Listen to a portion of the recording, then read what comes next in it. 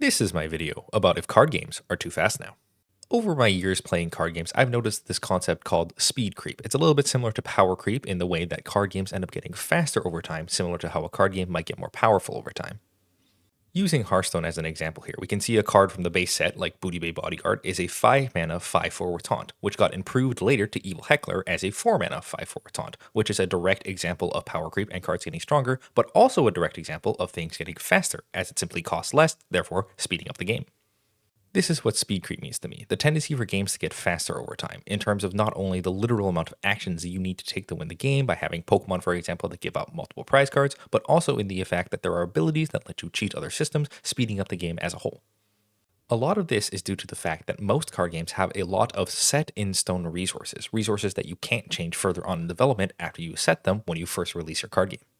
Things like the prize cards in Pokemon and the life totals in Yu-Gi-Oh! And Magic and Hearthstone are things that you can't easily change without drastically changing your game, meaning that most cards that are revolving around those cards have to be focused around the specific life point that you start at. This makes it really easy as you make new cards for things to get faster and faster because of the fact that you can't change any of the end goal parameters. You can only change the beginning of the game when you're playing the cards. You can't actually change the ending. So in this video, I want to answer, when is fast too fast? When does a card get so powerful, so cheap, so efficient that the game becomes way too quick and functionally different from the game you may have begun playing 20 odd years ago? First here we have Magic the Gathering, and the important thing to set up is how slow Magic was originally upon release and over its time being played as a card game. It's worth noting that upon Magic's release and the early 90s, that cards were extremely powerful and games ended up being relatively fast depending on which powerful cards were legal. Whilst there were many control strategies which did flourish with lots of activated abilities and slow effects, there were also many powerful combo decks that were present, with cards like Heritage Druid and Glimpse of Nature being legal in the same format, letting you power through your deck and win on very early turns of the game. I think the change, though, in around 2011 was when Modern was first released and when the gameplay role of Standard slowed down a lot. As Magic progressed into new eras with new formats such as Modern or Legacy, the role of combo decks generally ended up going into those formats, where those formats ended up being a lot faster, whereas Standard ended up slowing down a lot. Powerful threats ended up being large powerful monsters or extremely expensive spells that don't immediately end the game upon being cast and simply have powerful board presence or powerful enabling of other strategies. It's noteworthy to see cards like Sphinx's Revelation on this list, a card that draws a ton of cards and gains you a ton of life, but is only playable in the very, very long late game, meaning that in most games you would probably expect to play a lot of very powerful, high-cost cards in standard formats.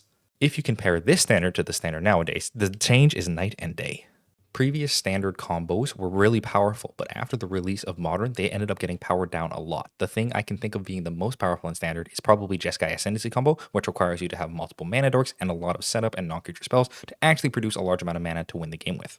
But now that we're entering the more modern era of Magic with many, many more powerful cards printed for Commander that are printed into Standard, we can see a lot of the speed of the game returning to how it used to be with the old broken cards of yesteryear. This is most obvious to me if you compare the combo of Jeskai Ascendancy plus Sylvan Caryatid to Artist Talent plus Monument of Endurance. While the other combo requires you to cast many specific spells to get your combo enabled to actually kill your opponent, Artist Talent plus Monument of Endurance kills your opponent completely by itself if you combine it with basically any deck, which features non-creature spells. It seems to me as though the Magic designers had a game that was relatively fast and slowed it down substantially by adding other formats, such as Modern or Legacy, for players to play fast games and for Standard to be where players would play slower games. However, as Commander becomes the most dominant way to play the game slowly, more and more, the standard formats are ending up faster and faster, having a lot of speed returning to the competitive ways of playing Magic, and a lot of the slowness being relegated to the more casual ways of playing. All that being said, you might think that Magic is too fast. Going back to the old ways with the extremely powerful cards may seem like it's way too quick to play in Standard nowadays. In my opinion, Magic isn't actually that fast though. It's still pretty quick, a lot quicker than it used to be, but it's not quick to the detriment of the game itself. It's obvious that games end a lot earlier. I mean, back in those days, we had Elixir of Immortality being an actual win con that you would put in your deck, where you just planned on decking your opponent by shuffling Graveyard into your library one time, and that being enough to win. Nowadays, the control finishers are much more playable, dealing a lot more damage, summoning ways to actually kill your opponent, along with being a powerful control enabler on its own. Not to mention that we've also gone back to having a lot of combo-style donk wins, games where they end extremely quickly because you'll play down a powerful 2-drop or 1-drop that your opponent is forced to remove, and if they don't, you'll simply slam your large win con on them, and they will have nothing they can do but to immediately lose. But in general, outside of these decks that were very akin to mono-red decks prior, where you would just slam your hand onto the board as fast as possible, in general, the more power creep has led to more options rather than more speed in the game. Slower cards like Quantum Reeler or faster cards like Nova Hellkite are very commonly being printed with mechanics like Warp, which allow you to do something for very cheap, giving you an early game enabled play, but also give you something to do in the late game, meaning that you can activate the card on both halves and get value out of both sides. Mechanics like this do speed up the amount of spells that you are playing over the course of the game, but they also give you late game inevitability, which means that games can still last a longer amount of time. It will simply have more happening in the early stages of the game as well as the late stages of the game. You can also see a lot more options present in the threats that are printed into Magic nowadays. Previously, powerful threats like Thragtusk were just large creatures that you would use to beat your opponent down slowly over time with. However, nowadays, almost every creature has a game-ending ability on it, meaning that if you land this creature into play, you will probably win the game shortly after if your opponent does not do anything to stop you. This leads to games where you have a dominant advantage ending a lot faster rather than slowly over time. However, it also gives you a lot more options to defeat your opponents with if you are playing with powerful threats yourself, meaning that you can pair your threats against one another and the game will still continue on into the late game if the game is relatively even. In general, I think Magic nowadays does a pretty good job of having speed versus power balance in terms of the standard metagame. Games are certainly much faster. However, most of the games that end more quickly end because you were winning a dominant game and just needed to close it out, rather than in previous years of Magic where you may have a dominant advantage but need to take multiple turns against your opponent to simply close it out because of how much life or time they had on their side. Now for Yu-Gi-Oh! So how slow was Yu-Gi-Oh! In the early years of Yu-Gi-Oh! If we're going to look at the speed of Yu-Gi-Oh!, I think it's pretty easy to divide Yu-Gi-Oh! Up into three separate eras, and the first of this is the GOAT era. In this era, the game was largely dominated by powerful normal summon monsters. The stats on the monster would make relevant difference towards the game, and the abilities of the monsters would also have very, very large effects. After archetypes had first been established and people started to learn that spending the most of the game just attacking over and over again with normal summon monsters wasn't as fun, the game entered into the Synchro and Xyz era where the game speeded up a substantial amount. Games would still last multiple turns, but thanks to the fact that there were powerful Synchro and Xyz monsters you could summon, a lot of the games ended up being defined by them and defined by how easily or powerfully you could summon a monster. The powerful Synchro and Xyz monsters had a wide range of abilities, meaning that some of them would simply help set up your board, and some of them would immediately end the game upon being summoned, meaning that the game speed would vary drastically based on what type of deck you were playing. But now we have to get into how fast Yu-Gi-Oh! Is now, because the third era that I'm going to talk about is the modern Link era of the game. The modern Link era introduced a lot of extremely powerful cards to the game, which may have broken the games to a large extent, having cards brought out for previous archetypes that may have been slower or less powerful, powered up by new Link monsters, which completely broke the game in their favor. And while some of the powerful Link monsters were restricted to one strategy, a lot of the Link monsters were also generic, meaning that almost any strategy could access an extremely powerful combo extender from their extra deck at all times. The modern Link era ends up becoming where the role of the turns in the game ends up changing a meaningful amount. Rather than having games that may last several turns where you slowly draw into the pieces you need to execute your combo or draw into disruption to stop your opponent from killing you on the next turn, the games became significantly faster, meaning that you would have almost guaranteed chances to set up your entire board on the first turn of the game. With this, a lot of the answers of the game also had to follow this design trend, like Evenly Matched here, which previously would probably be a trap card that destroys one monster, has to be a card that can completely banish your opponent's entire board because of the fact that you can generally set up an extremely large board on the first turn of the game.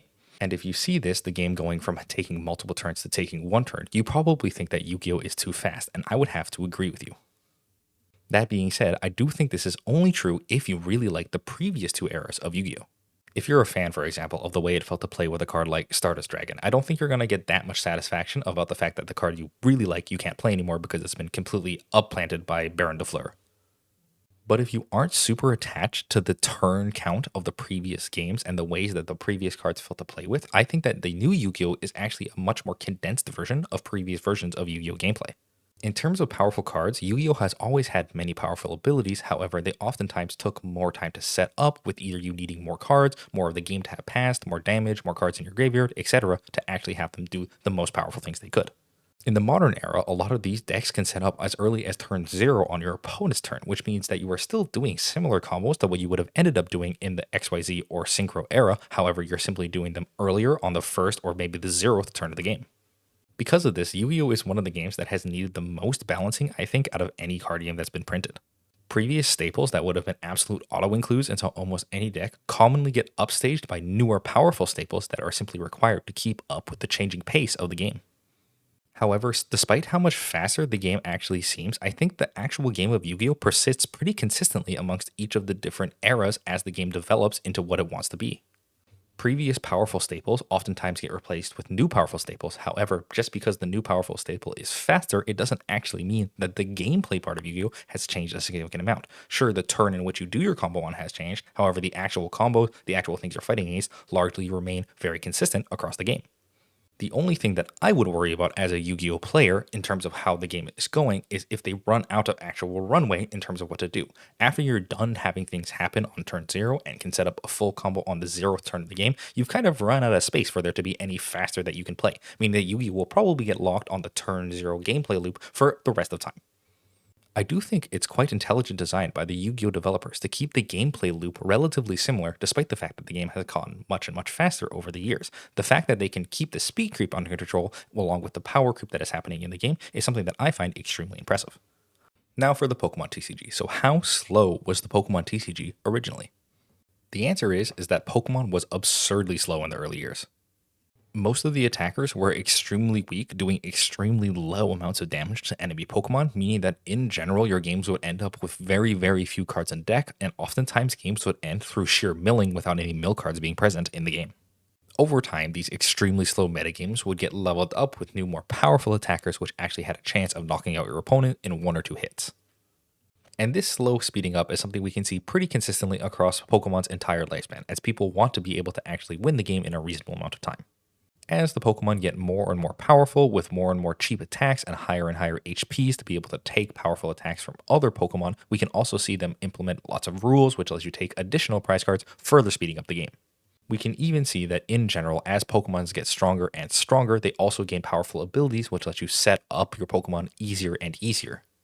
All of this leads to the fact that in Pokemon, it is much easier to not only set up your Pokemon that you want to do the attacking with, but also to take knockouts on your opponent's Pokemon quickly.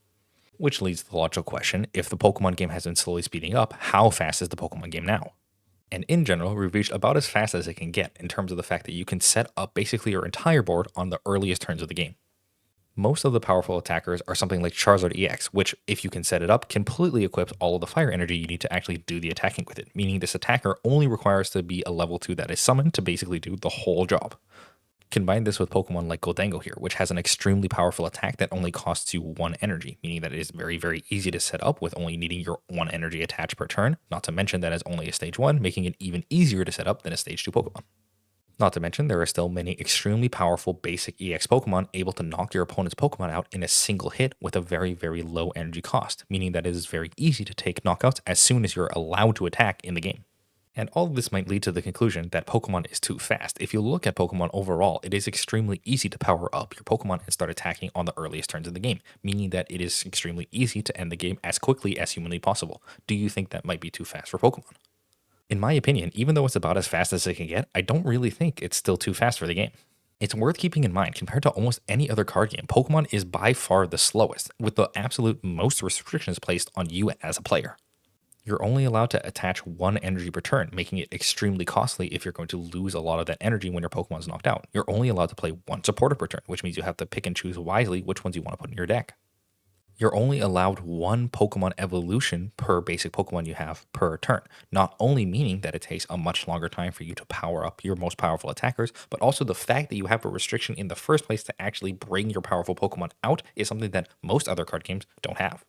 Not to mention the prize card mechanic, which is basically the hardest lock that you could possibly put on a card game. The fact that you only have 1 attack per turn and can only take at most 1 prize card per turn if your opponent wants it means that you basically have a guaranteed 6-turn game for both you and your opponent if you want the game to end. And this leads to Pokemon being one of the games that is absolutely okay with breaking a lot of its core fundamental rules that are built into the game. There are many cards which break the evolution rule, such as Rare Candy. There's many cards which base the energy rule, such as God of War EX, which allows you to attach as many energies per turn as you like from your discard pile. There's even many rules that let you get around the fact that you can only attack once per turn. There's this Festival Lead Dipplin, for example, which is a card that lets you attack multiple times on your turn, something that basically no other Pokemon is allowed to do. And yet, a lot of these powerful mechanics are simply allowed to exist and don't break the game, even though it may be really powerful to take multiple prizes in 1 turn, multiple attacks, multiple energy, multiple evolutions. It doesn't matter so much because having so many of these rules stacked on top of each other means that in general, every deck will have some rules that they have to work around to get their powerful effects. And even if Pokemon breaks absolutely all of the rules and makes the game extremely quick, there's many comeback mechanics built into Pokemon as a game which will help slow the game down inherently. Cards like Countercatcher, Lily's Determination, Iono are very powerful cards which are played in many decks, which only work if you are losing the game to your opponent, have a large amount of prize cards, or if your opponent has very, very few prize cards. These mechanics are built into the game to help prevent snowballing of your opponent, as it is very powerful for your opponent to take a large advantage against you in Pokemon by taking their prize cards early on. However, these cards also help by inherently slowing down the game. If you don't want to take a lot of prize cards quickly because you have a Countercatcher or an Iono in your hand, you are very likely to wait on taking knockouts, making the game last longer and longer, even if you could take multiple prize cards in one turn. Overall, I can't really imagine Pokemon getting much faster than this. The setups are extremely quick and set up as early as the first turn of the game, with knockouts happening extremely early on. However, in spite of this, I think that Pokemon's actually in a pretty good spot thanks to the fact that they printed many of these combat mechanics that are constantly powerful in the standard format. And finally for Hearthstone. So how slow was Hearthstone originally upon release? Let's take a look at some of Hearthstone's basic strategies and see how slow they were upon release, and then we can compare them to nowadays, starting with combo decks. In original Hearthstone and further on through the years, many of the combo decks required multiple pieces of setup to be played early on in the game to actually be able to kill your opponent. Using a card like Alexstrasza to reduce your opponent's life total low so you can combo them out, or using a card like Emperor Thaurissan to discount the cards in your hand so you can pour one big combo in one turn. Control decks from the early years of Hearthstone oftentimes were built around very, very large payoffs in the late game, which would allow you to summon up large boards over and over again to beat your opponent down with very slowly. In general, both of these deck styles required your opponent to be very, very stunted because of the fact that you needed to do a lot of setup, either getting to the late game so you can play down multiple threats in a row to slowly beat your opponent with, or multiple late game combo enablers so that way you can form one big combo to finally kill your opponent after you've stalled for a long time. And of course, we have classic aggro. And while aggro is extremely aggressive and commonly played 1 and 2 drops mostly in the early years of Hearthstone, there are also very many prominent aggro decks that played very expensive cards, like the 7 mana Dr. Boom here. Even though many aggressive strategies oftentimes leaned towards playing more aggressive and quick cards, it wasn't uncommon for the games to get to turns 5, 6, and 7, meaning that you would want to play with powerful cards in the late game, even if you were an aggressive deck. And finally, mid-range decks oftentimes bridge that gap between the aggro and the control decks, oftentimes playing cards that were specifically built for mid-range strategies, giving you lots of options at the cost of lower stats. Overall, through the early years of Hearthstone, it was pretty clear that most decks either planned on having a large late game strategy requiring a lot of setup to do, or planned on stunting their opponent in the early game. However, even the earlier decks that were aggro or mid-range had to have contingencies for the late game, as it was extremely hard to burst your opponent down so quickly in the early turns in Hearthstone. However, if you compare that to how Hearthstone is now, it is significantly faster in a lot of meaningful ways. First off, for combo strategies, getting your combos discounted and enabled on the earlier turns is significantly easier than it used to be. It is very common for you to be able to combo before you even get up to 10 mana in Hearthstone by using cards that discount your hand, draw you multiple cards, and get you into the combo pieces that simply cost less than they used to. Control decks largely remain the same, with you wanting to play down your powerful late game threats. However, nowadays, the powerful late game threats are so powerful that you actually only need to run a few of them and they will single-handedly kill your opponent by themselves, meaning that you can stock most of your deck with early game removal until you can slam down a card like Odin to simply kill your opponent over the next couple turns. Aggressive strategies are probably some of the most starkly different looking strategies from the early and late years in Hearthstone. It is not uncommon to see many aggressive strategies top out at the 4 mana slot in terms of what cards you are playing in your deck, meaning that you plan on killing your opponent pretty regularly as early as turn 4 or 5.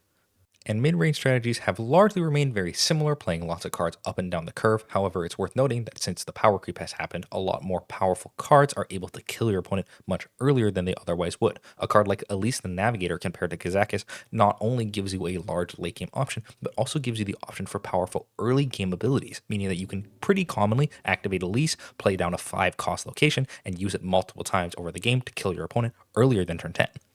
And if even the mid-range decks don't generally plan to getting to the max amount of mana and using that to beat their opponent, it might be common for you to think that Hearthstone is too fast right now.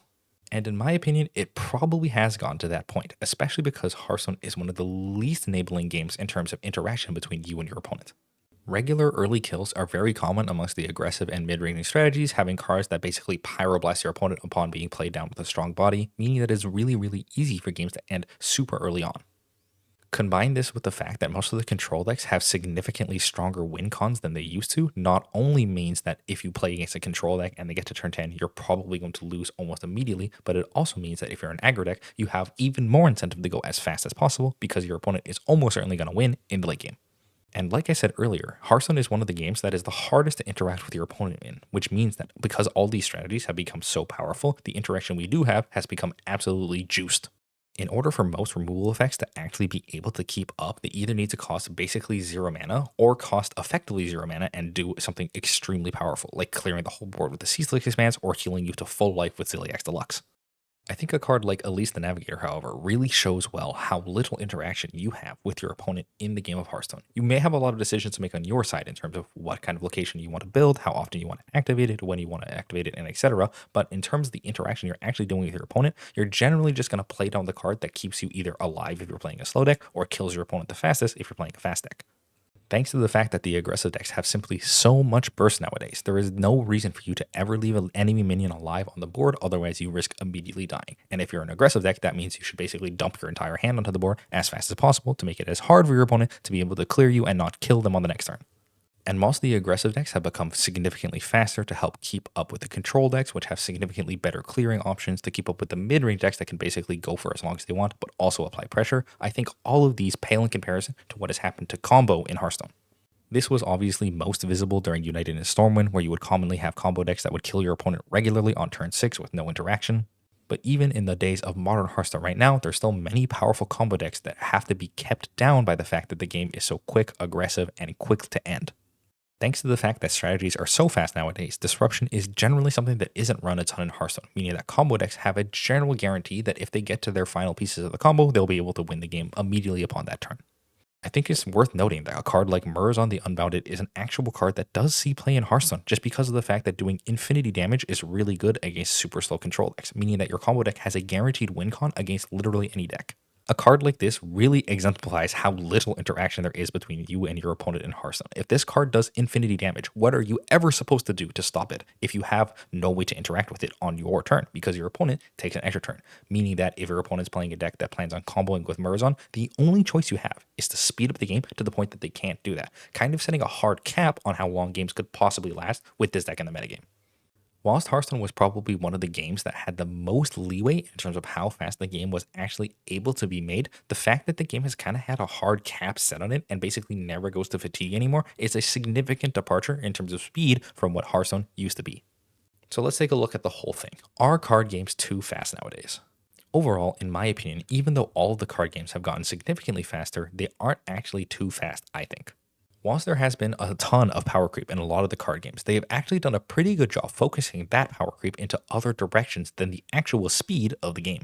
Magic's the obvious example of this. Even though the cards do cost in general less and are having more powerful effects, they oftentimes offset this by having the cards have multiple different either new effects or different options in terms of what they do, meaning that the game is faster if you're really good and speeding up the game by picking the perfect option every time, but in general for a regular player, if you're not making the ideal option, the game will last a pretty similar amount of time to it did when it was back in the slower standard years.